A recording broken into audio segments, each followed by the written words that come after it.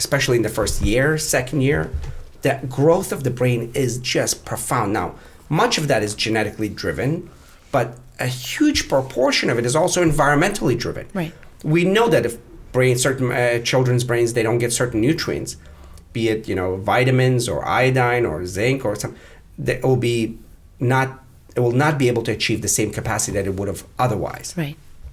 That's just that component. But we also know that if you give it certain environments, that it actually exponentially grows. I've been using the word exponentially too many times. A lot. Well, it grows a yes. lot. Yeah.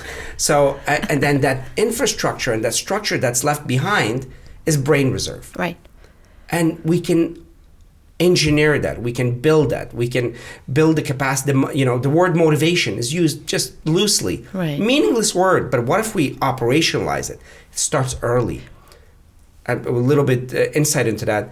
Motivation is when patterns of success are given to the child or adult for that matter with specific directions that they create. And then the brain places this emotion next to it. I like it. And that develops a vector and direction. Now the child has complete control over their own motivations. Yeah. Isn't that the most powerful thing? Instead of just saying, why aren't you motivated? I just don't know. I'm just not motivated today.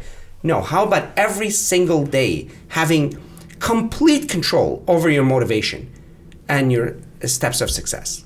And I think it's exciting to know that these small steps of successful behavior that you're talking about, that is the impetus towards a better brain and as a result a better life.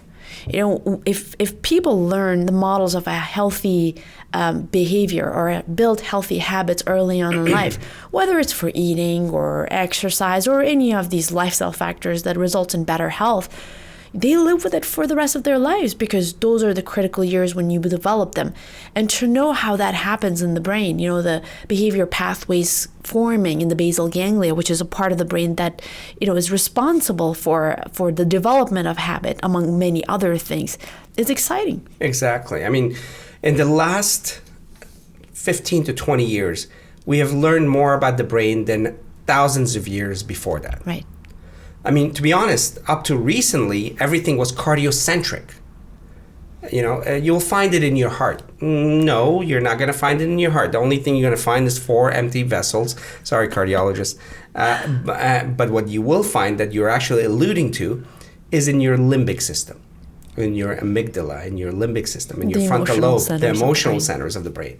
And we've just begun to learn how that works. How the emotional centers can even be affected, engineered, and right now, the way we are actually treating depression, anxiety, ADD, PTSD is arcane. I mean, right. we'll be changing that by learning how the person's brain emotional system is engineered, or what structure is in place at this time, and where to go in to influence it, instead of just throwing a big serotonin drug that just affects all the serotonin in your brain, and you say, oh, I affected depression. We were talking about this morning. Yes. How scary the blunt mechanism is of Yes. addressing these psychiatric issues. The strong medications that modulate the brain, especially in young people where, they're in the stage of developing their brain, and to suppress really important Yes. functions in the brain is scary. It's like chemotherapy. Right. Chemotherapy is, we're in the precipice, we're at the edge of significant changes there.